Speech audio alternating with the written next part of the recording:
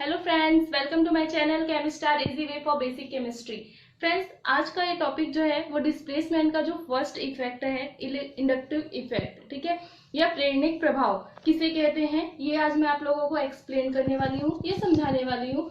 आप लोग इस वीडियो को लास्ट तक जरूर देखिए, जिससे सारे जो स्टेप हैं इंडक्टिव इफेक्ट्स के, उसके टाइप्स हैं, प्लस माइनस जो इंडक्टिव इफेक्ट्स होते हैं और उसके सारे एग्जांपल्स, ठीक है, कि किसी भी रिएक्टिविटी पर क्या इफेक्ट डालता है अपना इंडक्टिव इफेक्ट, वो आज मैं आप लोगों को बताने वाली हूँ, बहुत ही अच्छे से और बहुत ही इजी वे में। लास्ट तक जरूर देखिए, अच्छा लगे तो लाइक एंड सब्सक्राइब जरूर कीजिए, जिससे आने वाले सारे वीडियोस आप लोगों को कंटिन्यू मिलते रहे। चलिए स्टार्ट करते हैं आज का ये टॉपिक। फ्रेंड्स, स्टार्ट करते हैं इंडक्टिव इफेक्ट्स या प्रेरणिक प्रभाव। ठीक है, क्या होता है प्रेरणिक प्रभाव? सबसे पहले यहाँ पर डेफिनेशन दिया हुआ है, in the presence of polar covalent bond, permanent displacement of shared electron pair in a carbon chain towards more electronegative atom or group। ठीक है, क्या बोल रहा है? किसी पोलर कोवेलेंट बॉन्ड के प्रेजेंस में, ठीक है, किसी पोलर कोवेलेंट बॉन्ड के प्रेजेंस में क्या होता है? परमानेंट डिस्प्लेसमेंट होता है। मतलब क्या बोल रहा है? ट्रांसफर होता है। ठीक है, क्या हो रहा है? ट्रांसफर हो रहा है। किस चीज का? शेयर्ड पेयर इलेक्ट्रॉन का। ठीक है, मतलब क्या बोल रहा है कि पेयर इलेक्ट्रॉन्स जो रहते हैं उनका डिस्प्लेसमेंट होता है एक कार्बन चेन में, किसकी तरफ होता है? मोर इलेक्ट्रोनेगेटिव एटम और ग्रुप की तरफ होता है। ठीक है, क्या बोल रहा है? मोर इलेक्ट्रोनेगेटिव एटम और ग्रुप की तरफ होता है। क्या मतलब है इस पोलर कोवेलेंट बॉन्ड का और इस डिस्प्लेसमेंट का? ठीक है, तो सबसे पहले आपको ये पता होना चाहिए कि पोलर कोवेलेंट बॉन्ड क्या होता है। तो सबसे पहले ये जानिए कि कोवेलेंट बॉन्ड्स क्या होता है। जैसे यहाँ पर दिया हुआ है HCl मॉलिक्यूल्स। ठीक है, कोवेलेंट बॉन्ड्स वो होता है जब भी कोई मॉलिक्यूल फॉर्म होता है। ठीक है, जब भी कोई मॉलिक्यूल फॉर्म होता है तो उसमें जितने एटम, जो भी एटम्स होते हैं, वो अपना ऑक्टेट कंप्लीट करने के लिए दूसरे एटम्स के साथ क्या करते हैं? इलेक्ट्रॉन्स की शेयरिंग करते हैं। ठीक है, तो इस तरह से जब इलेक्ट्रॉन की शेयरिंग होती है दोनों एटम्स के बीच में, तो उनके बीच में जो बॉन्ड बनता है उसको हम लोग क्या बोलते हैं? कोवेलेंट बॉन्ड्स बोलते हैं। क्या बोला जाता है उसको? कोवेलेंट बॉन्ड्स बोला जाता है। जैसे यहाँ पर एग्जांपल लिया है मैंने HCl मॉलिक्यूल्स का। ठीक है, HCl में हाइड्रोजन का जो एटॉमिक नंबर होता है वो 1 होता है, क्लोरीन का एटॉमिक नंबर है 17। इसको हम इस फॉर्म में लिख सकते हैं, इसमें 1 है और इसमें 2, 8 एंड 7। इसके आउटर सेल में 1 इलेक्ट्रॉन है, इसके आउटर सेल में 7 इलेक्ट्रॉन है। इसको अपना जो आउटर सेल है उसको कंप्लीट, उसका जो ऑक्टेट होता है 2, कंप्लीट करने के लिए 1 इलेक्ट्रॉन चाहिए और इसको भी क्या चाहिए? 1 इलेक्ट्रॉन चाहिए। ठीक है, तो ये दोनों एटम जो होते हैं वो क्या करते हैं? अपने आउटर सेल के एक एक इलेक्ट्रॉन्स को क्या करते हैं? आपस में शेयर करते हैं एक दूसरे के साथ। हाइड्रोजन जो होता है वो अपना 1 इलेक्ट्रॉन क्लोरीन को देता है, जिससे इसका ऑक्टेट क्या होता है? कंप्लीट हो जाता है। और क्लोरीन अपना 1 इलेक्ट्रॉन क्या करता है? हाइड्रोजन को देता है, तो उसका ऑक्टेट कंप्लीट हो जाता है। इस तरह से इन दोनों के बीच में क्या होता है? एक बॉन्ड फॉर्म हो जाता है शेयर से। किसके शेयर से? इलेक्ट्रॉनों के शेयरिंग से। जैसे ही इलेक्ट्रॉनों की शेयरिंग होती है और ये जो बॉन्ड बनता है इसको बोला जाता है कोवेलेंट बॉन्ड। ठीक है, अब हमारा जो इंडक्टिव इफेक्ट है वो क्या बोल रहे हैं? पोलर कोवेलेंट बॉन्ड के प्रेजेंस में बोल रहे हैं। कोवेलेंट बॉन्ड्स तो आपको पता चल गया कि क्या होता है। ठीक है, तो जो कोवेलेंट बॉन्ड्स होते हैं वो 2 टाइप्स के होते हैं, एक होता है नॉन पोलर और दूसरा होता है पोलर। ठीक है, अब क्या मतलब है इस नॉन पोलर का और इस पोलर का? तो जब आप देखेंगे कि कोई भी मॉलिक्यूल जब बनता है, ठीक है, जब कोई मॉलिक्यूल बनता है और दोनों मॉलिक्यूल्स की जो इलेक्ट्रोनेगेटिविटी होती है, ठीक है, मतलब उस बॉन्ड से, जैसे यहाँ पर H2O मतलब H2 मॉलिक्यूल है, तो H2 मॉलिक्यूल में जो हमारा H2 मॉलिक्यूल है, इस H2 मॉलिक्यूल में हाइड्रोजन के बीच में जो बॉन्ड है, ठीक है, तो यहाँ पर जो बॉन्ड का शेयरिंग का जो इलेक्ट्रॉन है उसको दोनों हाइड्रोजन क्या है? अपने तरफ सेम, मतलब सेम फोर्स से क्या करेगा? खींचेगा, अपनी ओर खींचेगा दोनों इलेक्ट्रॉन को। ठीक है, तो ये एक दूसरे के इफेक्ट को क्या करेगा? कैंसिल करेगा। तो इस तरह के जो मॉलिक्यूल्स होते हैं वो क्या कहलाते हैं? नॉन पोलर कहलाते हैं। बट जिसमें किसी एक एटम्स की इलेक्ट्रोनेगेटिविटी क्या रहेगी? हाई रहेगी, और दूसरे एटम की इलेक्ट्रोनेगेटिविटी क्या रहेगी? कम रहेगी। जैसे इसमें हम लोग देखते हैं H और Cl जो हमारा मॉलिक्यूल है, इसमें क्या रहेगा? बॉन्ड के जो इलेक्ट्रॉन है क्लोरीन की इलेक्ट्रोनेगेटिविटी ज्यादा होती है तो ये बॉन्ड के इलेक्ट्रॉन को क्या करेगा, अपनी ओर खींचेगा। जैसे ही अपनी ओर खींचेगा तो जिसकी तरफ इलेक्ट्रॉन जाता है उस पर नेगेटिव चार्ज और जहां से इलेक्ट्रॉन जाता है उस पर पॉजिटिव चार्ज। तो यहाँ पर क्या हो रहा है, दो अलग अलग चार्जेस क्या हो रहे हैं, फॉर्म हो रहे हैं। ठीक है, तो जैसे ही जिन मॉलिक्यूल्स में इस तरह के चार्जेस क्या होते हैं, फॉर्म्ड होते हैं, अलग अलग सेपरेशन होता है, तो ये जो मॉलिक्यूल होते हैं वो क्या कहलाता है, पोलर मॉलिक्यूल कहलाता है। और इस तरह के बॉन्ड जो होते हैं वो क्या कहलाते हैं, पोलर कोवेलेंट बॉन्ड। तो ये मेन डिफरेंस है नॉन पोलर और पोलर में। तो आपको क्या बोल रहा है, इंडक्टिव इफेक्ट के लिए एक तो आपको कोवेलेंट बॉन्ड चाहिए और दूसरा आपको कौन सा चाहिए, पोलर कोवेलेंट बॉन्ड। जैसे यहाँ पर मेन एग्जांपल है कार्बन का, ठीक है, क्योंकि एक हम लोग पढ़ रहे हैं ऑर्गेनिक केमिस्ट्री, तो इसमें कार्बन क्लोरीन जो जितने भी कार्बन के कंपाउंड होते हैं उनके बारे में ज्यादा मैक्सिमम हम लोग क्या करते हैं, उसके बारे में पढ़ते हैं। ठीक है, यहाँ पर क्या दिया हुआ है, polar covalent bond in which shared electron pair is displaced toward the chlorine atom because chlorine की जो इलेक्ट्रोनेगेटिविटी होती है वो कार्बन से बहुत ही अधिक होती है। तो आई होप यहाँ तक आप लोगों को समझ में आया होगा कि कोवेलेंट बॉन्ड्स क्या होता है और पोलर क्या होता है। ठीक है, तो अभी तक ये जो डेफिनेशन था पोलर कोवेलेंट बॉन्ड का वो क्लियर हो गया। अब देखते हैं कि इंडक्टिव इफेक्ट में क्या इंपॉर्टेंस है इस पोलर कोवेलेंट बॉन्ड का। ठीक है, तो यहाँ पर ध्यान से देखिए, तो ये जो इफेक्ट होता है जिसमें पोलर कोवेलेंट बॉन्ड्स के प्रेजेंस में परमानेंट डिस्प्लेसमेंट होता है उस इलेक्ट्रॉन पेयर का, ठीक है, मोर इलेक्ट्रोनेगेटिव एटम्स की तरफ, तो ये इफेक्ट हमारा क्या कहलाता है, इंडक्टिव इफेक्ट। इसमें इलेक्ट्रॉन का ट्रांसमिशन होता है इसलिए इसको ट्रांसमिशन इफेक्ट भी बोलते हैं और फील्ड इफेक्ट भी बोला जाता है। ठीक है, इंडक्टिव इफेक्ट है तो इसको शो किया जाता है आई से, इसको इसीलिए आई इफेक्ट भी क्या बोलते हैं, हम लोग बोलते हैं। एग्जांपल्स देखते हैं, यहाँ पर क्या दिया हुआ है, एक कार्बन चेन दिया हुआ है जिसके एक सिरे पर क्या लगा हुआ है, क्लोरीन एटम लगा हुआ है। ठीक है, क्या लगा हुआ है, क्लोरीन एटम्स लगा हुआ है। तो मैंने पहले ही बताया कि ये जो इंडक्टिव इफेक्ट होता है वो परमानेंट इफेक्ट होता है, मतलब स्थायी रूप से, है ना, परमानेंटली ये क्या रहता है, उस मॉलिक्यूल में रहता है। जैसे ही उस मॉलिक्यूल को दिखेगा कि उसके पास ज्यादा इलेक्ट्रोनेगेटिव वाले एटम्स क्या है, प्रेजेंट है, तो वो क्या करेगा, जो कोवेलेंट बॉन्ड का इलेक्ट्रॉन रहेगा ना वो क्या होगा, उस मोर इलेक्ट्रोनेगेटिव एटम्स की तरफ क्या चाहेगा, खींचा चला जाएगा। ठीक है, जैसे यहाँ पर मैंने बताया कि कार्बन और जो क्लोरीन होता है कोवेलेंट बॉन्ड रहता है और यहाँ पर क्या रहता है, इनके बीच में पोलर कोवेलेंट बॉन्ड है, क्योंकि इस कार्बन की जो क्लोरीन की जो इलेक्ट्रोनेगेटिविटी है कार्बन से क्या होती है, बहुत ही अधिक होती है। इन दोनों के बीच में इलेक्ट्रॉन्स जो प्रेजेंट रहते हैं, ठीक है, जो इलेक्ट्रॉन इनके बॉन्ड में प्रेजेंट रहते हैं उसको क्लोरीन एटम क्या करता है, अपनी ओर खींचता है। क्या करेगा, वो अपनी ओर खींचेगा। जैसे ही वो क्लोरीन इलेक्ट्रॉन को अपनी ओर खींचेगा वैसे ही उस पर कौन सा चार्ज आ जाएगा, स्लाइटली नेगेटिव चार्ज, जिसको यहाँ पर देखिए मैंने डेल नेगेटिव करके क्या किया हुआ है, शो किया हुआ है। और इस कार्बन से इलेक्ट्रॉन क्या होगा, दूर होते चला जाएगा। ठीक है, क्या हो जाएगा, दूर होते चला जाएगा। तो इस कार्बन पर पॉजिटिव चार्ज आएगा, क्योंकि इसके पास तो अब कार्बन क्या हो गया, कम हो गया, तो वो क्या करेगा, पॉजिटिव चार्ज शो करेगा। ठीक है, तो यहाँ पर देखिए 1 2 3 4 कार्बन है इस चेन में। तो अब इसको ये जो इफेक्ट है वो क्या कहलाता है, इंडक्टिव इफेक्ट। इसको हम लोग इस एरो के थ्रू क्या करते हैं, शो करते हैं। ये एरो जो होता है उस डायरेक्शन में दिखाते हैं जिधर पे इलेक्ट्रॉन क्या होता है, ट्रांसफर होता है। ठीक है, जैसे इस बॉन्ड का इलेक्ट्रॉन जो है वो क्लोरीन की तरफ क्या हो रहा है, ट्रांसफर हो रहा है, तो ये क्या हो जाएगा हमारा, इसको हम लोग शो किएंगे ऐसे, इस तरह से हम लोग क्या करेंगे, इसको शो करेंगे। ठीक है, अब देखिए जैसे ही यहाँ पर स्लाइटली पॉजिटिव चार्ज आता है तो इस कार्बन और इस कार्बन के बीच में जो बॉन्ड है वो क्या होता है, इसका इलेक्ट्रॉन यहाँ पर शिफ्ट होता है, इस साइड आता है, कार्बन की ओर खिंचाएगा। तो यहाँ पर क्या होता है, पॉजिटिव चार्ज थोड़ा इंक्रीज होता है। ठीक है, यहाँ पर पॉजिटिव चार्ज अभी क्या होता है, पॉजिटिव चार्ज क्या होता है, वहां पर आ जाता है, स्लाइटली पॉजिटिव चार्ज आता है।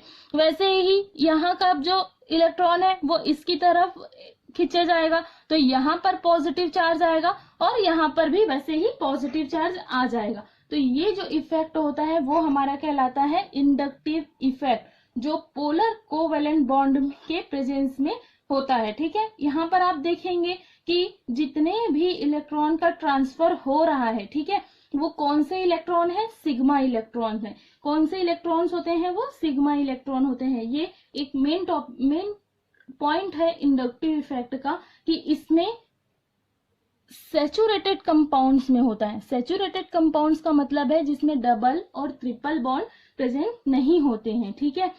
मतलब इसमें जो इलेक्ट्रॉन का डिस्प्लेसमेंट होता है इलेक्ट्रॉन पेयर का, वो सिग्मा इलेक्ट्रॉन होते हैं। कौन से इलेक्ट्रॉन होते हैं, सिग्मा इलेक्ट्रॉन्स होते हैं, ठीक है, सिग्मा इलेक्ट्रॉन्स होते हैं। और ये जो होते हैं वो सैचुरेटेड कंपाउंड्स में होते हैं, ठीक है। तो ये हो गया, आपको यहां तक समझ में आया क्या बताया मैंने। ये जो positive charge first carbon, second carbon, third carbon, fourth carbon पर आया है, इनमें सबसे ज्यादा जो पॉजिटिव चार्ज इंक्रीज होता है वो हमारे फर्स्ट कार्बन पर होता है, क्योंकि ये डायरेक्टली अटैच्ड है इस इलेक्ट्रोनेगेटिव एटम से। देन ये जो पॉजिटिव चार्ज की जो मतलब इसकी जो तीव्रता होती है वो फोर्थ नंबर के कार्बन तक आते आते क्या होती है, लगभग खत्म हो जाती है, ठीक है। बहुत ही मतलब ये वीक हो जाती है, नहीं के बराबर, ठीक है। तो यहाँ पर ये जो सेकेंड नंबर के कार्बन है, यहाँ तक ही इसका जो मेन फोर्स रहता है पॉजिटिव चार्ज का वो बहुत ही ज्यादा रहता है, ठीक है। ये जो होता है सिग्मा इलेक्ट्रॉन्स में होता है और सैचुरेटेड कंपाउंड्स के थ्रू होता है। यहाँ पर देखिए लिखा हुआ है कि दिस डिस्प्लेसमेंट, ठीक है, क्या बोल रहा है, this displacement is a characteristic properties of sigma electron. ये जो डिस्प्लेसमेंट होता है मतलब इलेक्ट्रॉनों का जो ट्रांसमिशन जो होता है वो किस चीज की कैरेक्टरिस्टिक प्रॉपर्टीज है, सिग्मा इलेक्ट्रॉन्स की। मतलब ये पाई बॉन्ड्स में नहीं होते, पाई इलेक्ट्रॉन जो होते हैं वो ट्रांसफर नहीं होते हैं इंडक्टिव इफेक्ट्स के थ्रू, मतलब डबल और ट्रिपल बॉन्ड्स में ये नहीं पाया जाएगा। यहाँ पर एक और एग्जाम्पल लिखा हुआ है जिसमें क्या दिया हुआ है, क्लोरीन एटम जो है इस कार्बन से क्या है, अटैच्ड है। क्लोरीन की इलेक्ट्रोनेगेटिविटी कार्बन से हाई होती है, मोर होती है, तो यहाँ पर स्लाइटली नेगेटिव चार्ज, यहाँ पर पॉजिटिव चार्ज, देन यहाँ पर डबल पॉजिटिव चार्ज, ठीक है। तो ये जो है बहुत ही इजी वे में था इंडक्टिव इफेक्ट्स। अब हम लोग देखते हैं कि कौन कौन से इंडक्टिव इफेक्ट्स होते हैं और इसकी क्या क्या प्रॉपर्टीज है, किस तरह से हम लोग इंडक्टिव इफेक्ट्स का मतलब इम्पोर्टेंस डिटेक्ट कर सकते हैं, पढ़ सकते हैं, ठीक है। क्या दिया हुआ है, टाइप्स और साइन ऑफ इंडक्टिव इफेक्ट्स, ठीक है। कितने टाइप्स के होते हैं, तो जो इंडक्टिव इफेक्ट्स होता है वो 2 टाइप्स का होता है। एक तो होता है हमारा नेगेटिव इंडक्टिव इफेक्ट्स, या इसको बोलते हैं माइनस आई, और इफेक्ट्स विदड्रॉविंग और अट्रैक्टिंग ग्रुप्स, ठीक है। क्या बोल रहा है, माइनस आई या विदड्रॉविंग ग्रुप या अट्रैक्टिंग ग्रुप्स। सेकेंड जो होता है वो पॉजिटिव इंडक्टिव इफेक्ट्स, प्लस आई और इलेक्ट्रॉन रिपेलिंग ग्रुप्स का होता है। क्या मतलब होता है इस नेगेटिव और पॉजिटिव इंडक्टिव इफेक्ट्स का, चलिए देखते हैं आगे। सबसे पहले देखते हैं नेगेटिव इंडक्टिव इफेक्ट, ठीक है। इंडक्टिव इफेक्ट को आई से शो किया जाता है और नेगेटिव इंडक्टिव इफेक्ट को माइनस आई से शो किया जाता है।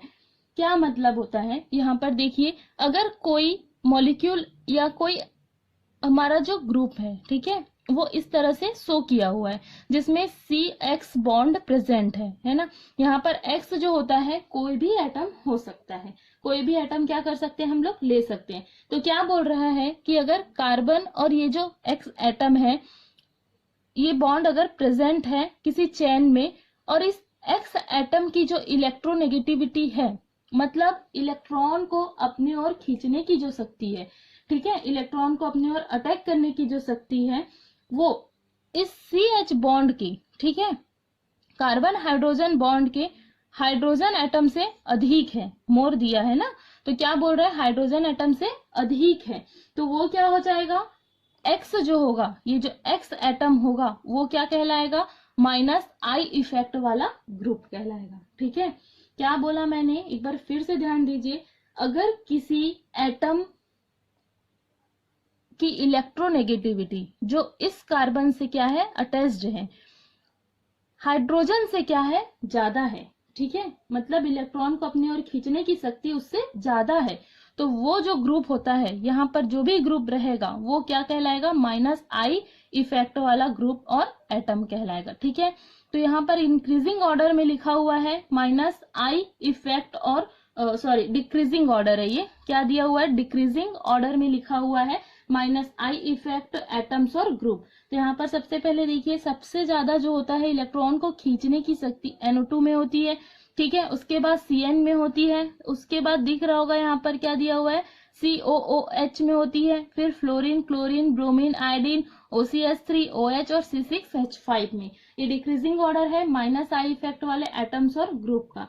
अगर ये किसी भी कार्बन चेन में इंड में लगे हुए हैं तो ये क्या करेंगे, उसके इलेक्ट्रॉन को अपनी ओर खींचेंगे, जिससे जो इलेक्ट्रॉन है उस बॉन्ड का वो सारे इन ग्रुप्स की तरफ क्या हो जाएगा, ट्रांसफर हो जाएगा। और ये क्या शो करेंगे, माइनस आई इफेक्ट, क्योंकि इलेक्ट्रॉन को अपनी ओर क्या कर रहे हैं, खींच रहे हैं, ठीक है।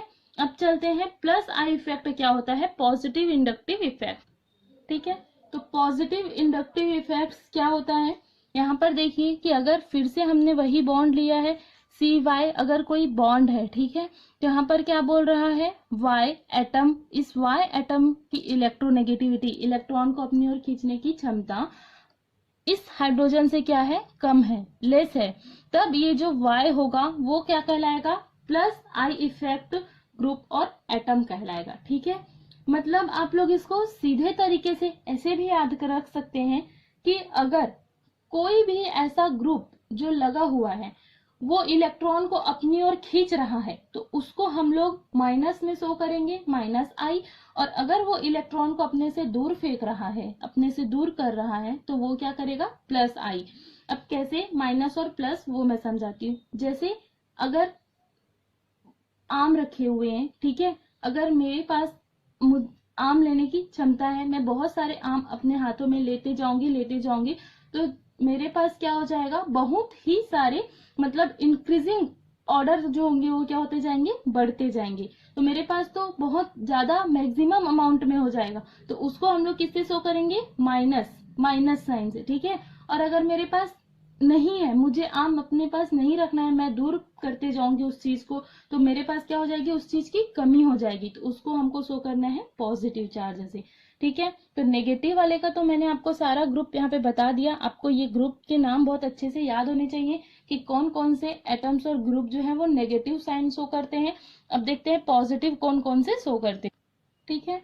तो यहाँ पर देखिए डिक्रीजिंग ऑर्डर में पॉजिटिव इफेक्ट जो ग्रुप शो करते हैं, जैसे यहाँ पर क्या दिया हुआ है, ट्राईमिथाइल है, डाईमिथाइल है, यहाँ पर इथाइल है और यहाँ पर मिथाइल है, ठीक है।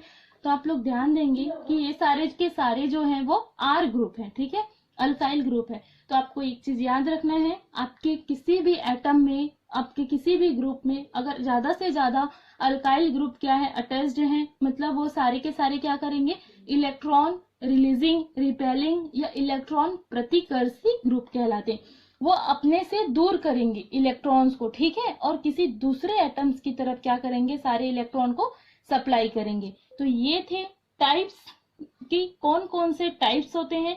अब देखते हैं कि क्या इफेक्ट पड़ता है इंडक्टिव इफेक्ट का किसी भी कंपाउंड्स की रिएक्टिविटी पे, ठीक है। अभी टाइप देख लिया, अब रिएक्टिविटी का ऑर्डर देखते हैं, ठीक है। तो effects of inductive effects in reactivity of compounds, inductive effect के टाइप्स पढ़ लिए, क्या होता है इंडक्टिव इफेक्ट ये भी पढ़ लिया। अब देखते हैं कि अगर कोई कंपाउंड है और उसमें इंडक्टिव इफेक्ट क्या है, हो रहा है, तो उसकी उस कंपाउंड की रिएक्टिविटी पे क्या डिफरेंस, क्या असर पड़ेगा, ठीक है। तो सबसे पहला जो इसमें पॉइंट है वो लिखा हुआ है रिएक्टिविटी ऑफ अल्काइल हैलाइड, ठीक है।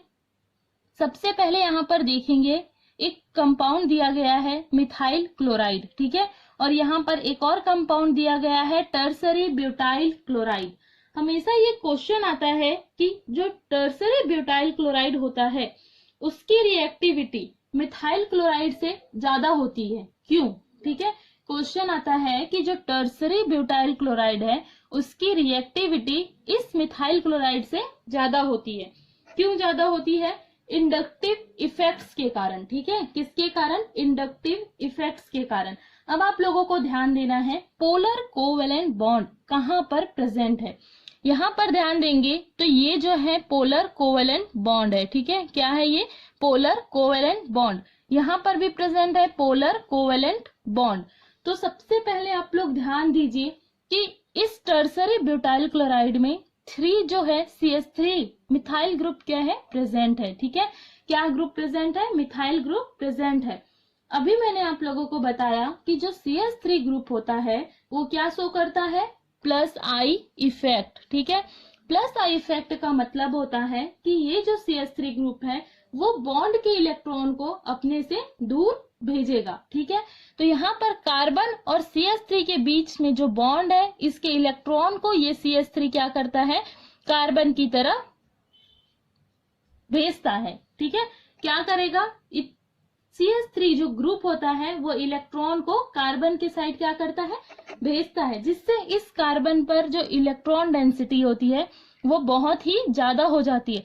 जैसे ही इस कार्बन पर इलेक्ट्रॉन डेंसिटी ज्यादा होती है तो कार्बन का जो इलेक्ट्रोनेगेटिविटी रहता है वो तो क्लोरीन से कम होता है। तो क्लोरीन की इलेक्ट्रोनेगेटिविटी ज्यादा होने के कारण ये सारे इलेक्ट्रॉन को क्या करता है, अपनी ओर खींचता है। ठीक है, क्या करेगा, वो अपनी ओर खींचेगा। इलेक्ट्रोनेगेटिविटी इसकी हाई होती है और ये शो करता है माइनस आई इफेक्ट। ये मैंने आप लोगों को बताया था नेगेटिव इंडक्टिव इफेक्ट्स के एग्जांपल्स में।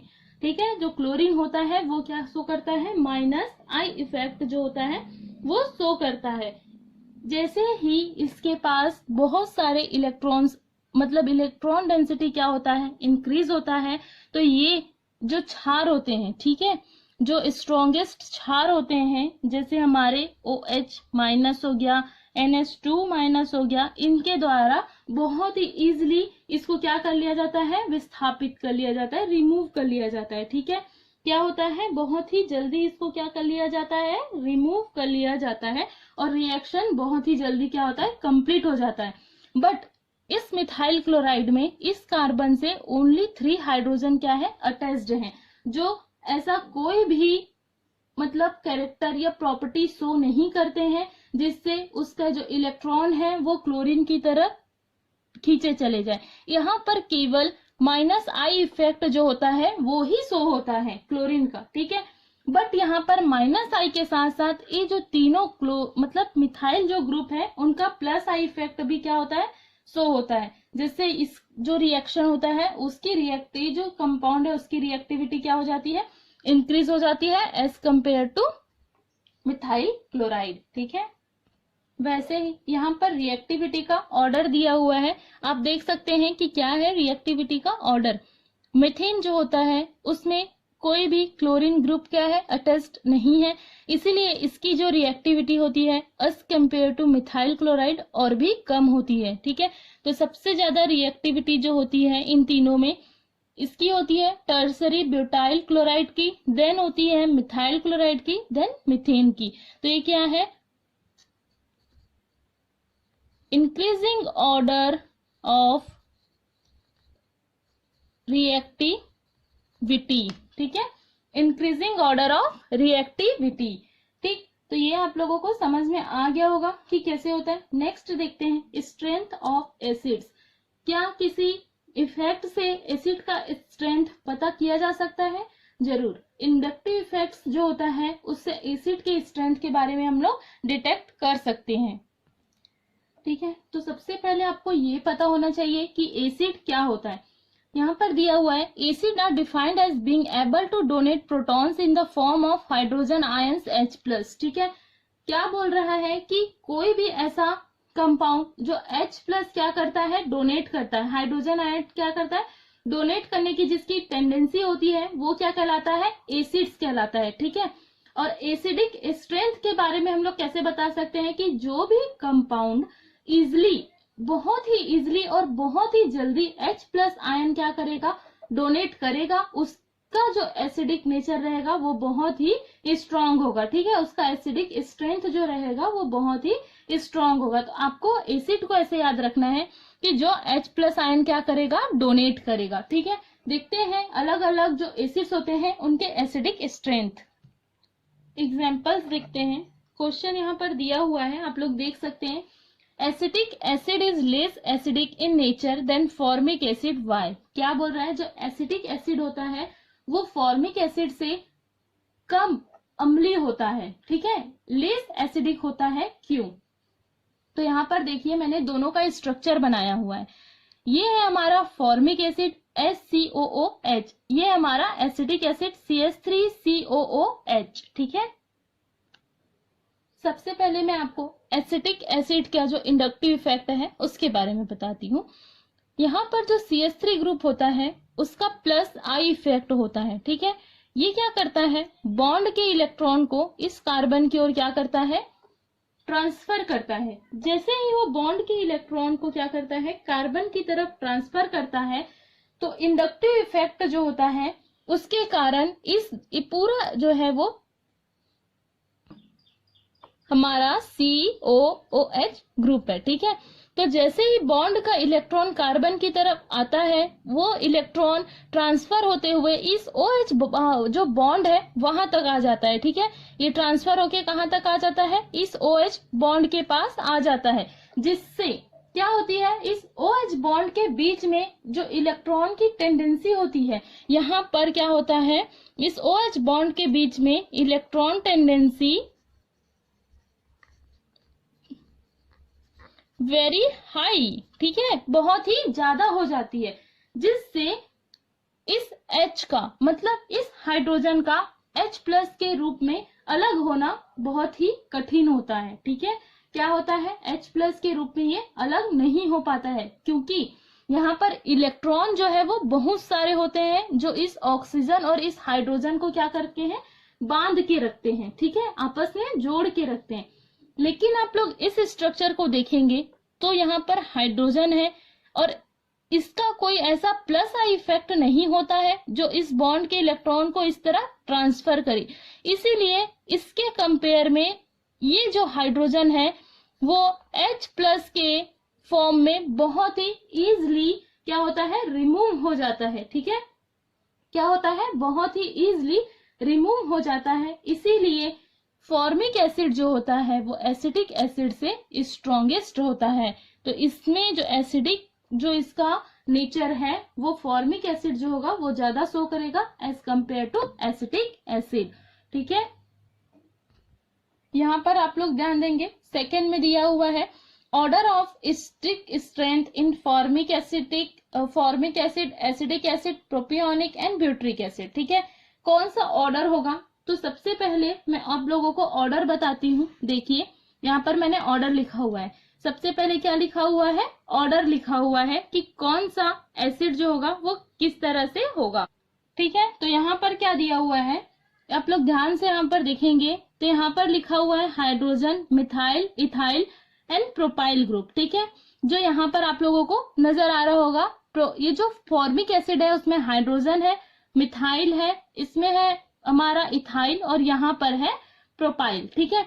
यहाँ पर देखिए इस एरो में मैंने लिखा है, जब आप लेफ्ट से राइट जाएंगे तो इनका जो इंक्रीज हो रहा है प्लस आई इफेक्ट, ठीक है।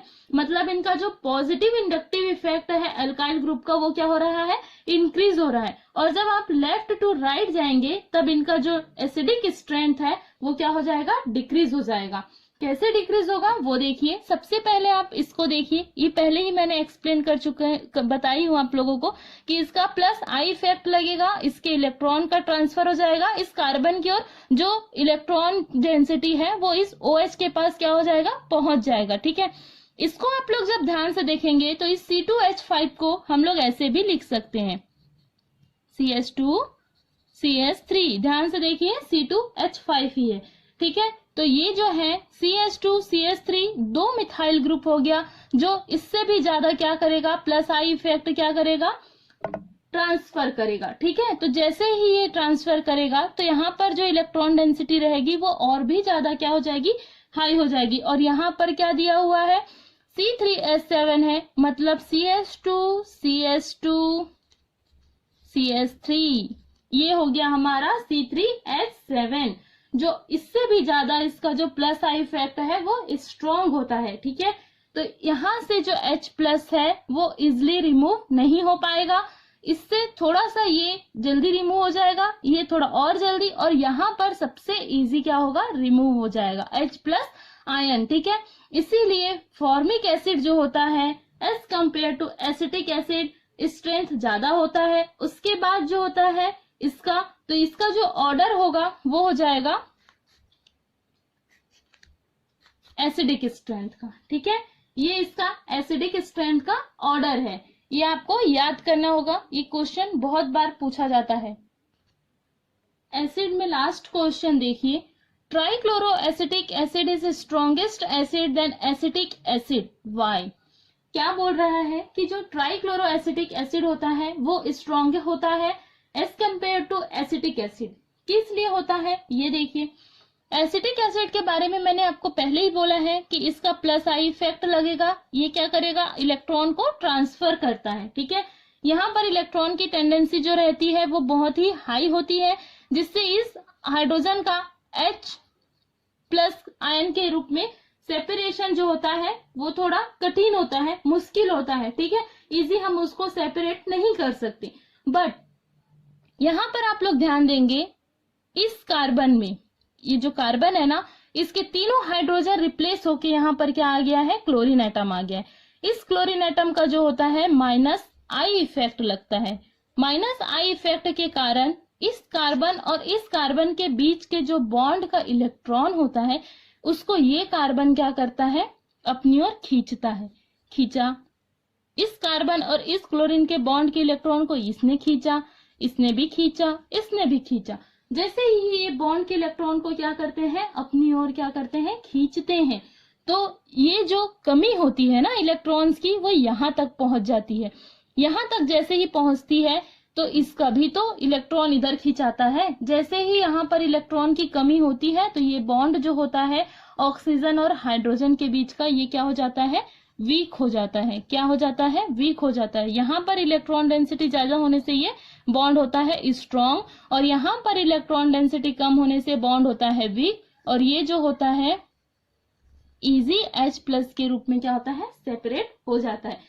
इसीलिए कहते हैं कि ट्राइक्लोरोएसिटिक एसिड जो होता है वो स्ट्रॉन्ग होता है एसिटिक एसिड से। ठीक है, क्योंकि एसिड वही होता है जो इजिली H प्लस आयन क्या करता है, देता है। अब देखते हैं स्ट्रेंथ ऑफ बेसिक कैरेक्टर। ठीक है, ये लास्ट है इसका जो भी प्रॉपर्टी है इंडक्टिव इफेक्ट का। तो यहाँ पर ध्यान से देखेंगे आप लोग, क्या दिया हुआ है, स्ट्रेंथ ऑफ बेसिस और बेसिक कैरेक्टर ऑफ एमिनो। ठीक है, या अमीन्स क्या बोल रहा है कि बेस क्या होता है, सबसे पहले आपको ये पता होना चाहिए। ठीक है, तो क्या दिया है, bases are defined as being able to accept protons. ठीक है, जस्ट अपोजिट टू एसिड। समझ में आया क्या बोल रहा है, एसिड वो होता था जो H प्लस या प्रोटॉन डोनेट करता था, और प्रोटॉन वो होता है जो क्या कर रहा है, H प्लस को एक्सेप्ट करेगा। ठीक है, इसको अपने पास रखेगा प्रोटॉन डोनेट करने के लिए। ठीक है, प्रोटॉन को डोनेट करने के लिए और प्रोटॉन को एक्सेप्ट करने के लिए ये बेस जो है आपको याद होना चाहिए। ठीक है, प्रोटॉन अगर वो एक्सेप्ट कर रहा है तो वो बेस है, और डोनेट कर रहा है तो वो क्या है, एसिड है। अब यहाँ पर है कि जो जितना इजिली इस प्रोटॉन को एक्सेप्ट करेगा उसकी बेसिसिटी क्या रहेगी, उतनी ही ज्यादा रहेगी। वहां पर क्या होता था, जो जितना इजिली हाइड्रोजन आयन को रिलीज करता था उसकी एसिडिटी जो रहती थी, एसिडिक कैरेक्टर उतनी ही ज्यादा होती थी। ठीक है, तो यहाँ पर आपको याद रखना है एक्सेप्टेंस। तो सबसे पहले एग्जांपल देखिए, सबसे पहले दिया हुआ है यहाँ पर अमोनिया का। ठीक है, NH3 अमोनिया। तो यहाँ पर ध्यान से देखिए, ये है हमारा, सबसे पहले देखेंगे तो ये ammonia primary amine, secondary amine, और ये है टर्सरी अमीन। ठीक है, आपको मैंने ये बोला है कि जो H प्लस को इजिली एक्सेप्ट करेगा उसकी बेसिसिटी क्या रहेगी, बहुत ही ज्यादा रहेगी। तो सबसे पहले आप लोग ध्यान देंगे इसमें, यहाँ पर देखिए अमोनिया और मिथाइल अमीन में आप लोग देखेंगे मिथाइल अमीन के स्ट्रक्चर में यहाँ पर CH3 ग्रुप क्या है, प्रेजेंट है, जो अपना प्लस आई इफेक्ट क्या करेगा, देगा। ठीक है, तो जैसे ही ये प्लस आई इफेक्ट शो करेगा, इस बॉन्ड का इलेक्ट्रॉन नाइट्रोजन की तरफ क्या होगा, चले जाएगा। जैसे ही नाइट्रोजन की तरफ बॉन्ड के इलेक्ट्रॉन जाते हैं तो नाइट्रोजन पर क्या होता है, इलेक्ट्रॉन डेंसिटी जो होती है वो इंक्रीज हो जाती है। ठीक है, इलेक्ट्रॉन डेंसिटी जो होती है वो इंक्रीज हो जाती है, और जैसे ही इसके पास इलेक्ट्रॉन बहुत सारे आएंगे तो वो H प्लस को क्या करेगा, एक्सेप्ट कर लेगा। अगर उसके पास ज्यादा नेगेटिव चार्ज आ रहे हैं तो वो पॉजिटिव के पास ही जाएगा। बट यहाँ पर आप लोग देखेंगे कोई भी प्लस आई इफेक्ट वाला ग्रुप क्या है, प्रेजेंट नहीं है। तो इसके पास इलेक्ट्रॉन डेंसिटी इस नाइट्रोजन से कम होती है, इसीलिए ये इसकी तुलना में जो है H+ को इजिली एक्सेप्ट नहीं कर पाता है। तो ये जो होता है बेसिक कैरेक्टर अमोनिया से मिथाइलअमीन का ज्यादा होता है। इसकी बेसिसिटी जो होती है वो क्या होती है, अमोनिया से ज्यादा होती है। अब यहाँ पर देखेंगे डाइमिथाइल अमीन, ठीक है, या सेकेंडरी अमीन।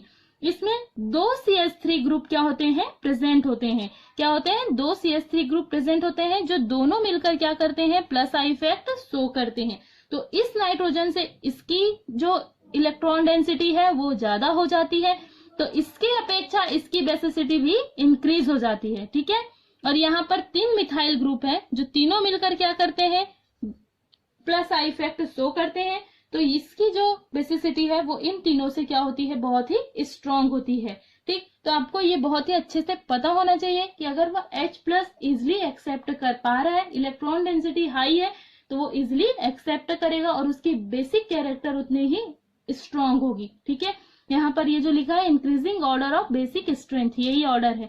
इसकी बेसिक कैरेक्टर, बेसिक स्ट्रेंथ सबसे ज्यादा होता है। यहाँ लेफ्ट टू राइट जाने पर स्ट्रेंथ जो है वो क्या हो रहा है, इंक्रीज हो रहा है, ठीक है। क्या हो रहा है, इंक्रीज हो रहा है, ठीक। तो आया समझ में आप लोगों को क्या बताया मैंने। सो आई होप फ्रेंड्स आप लोगों को बहुत ही अच्छे से समझ में आया होगा इंडक्टिव इफेक्ट, उसके टाइप्स एंड उनकी जो प्रॉपर्टीज है, क्या रिएक्टिविटी है, क्या किस तरह से आप लोग इंडक्टिव इफेक्ट को अच्छे से एक्सप्लेन कर सकते हैं, समझ सकते हैं, और किसी भी रिएक्शन में उनको इजिली मतलब उसको डिटेक्ट कर सकते हैं। मैंने अपनी तरफ से बहुत ही कोशिश की आप लोगों को इजी वे में समझाने का। अगर अच्छे से समझ में आया हो तो लाइक कीजिए, सब्सक्राइब कीजिए, जिससे आने वाले सारे टॉपिक, सारे वीडियो आप लोगों को कंटिन्यू मिलते रहे। देखते रहिए मेरा चैनल। धन्यवाद मेरी इस वीडियो को देखने के लिए और समझने के लिए, कि बहुत ही इजी टॉपिक था, अच्छे से समझिए और आने वाले सारे वीडियो को जरूर देखिए। धन्यवाद।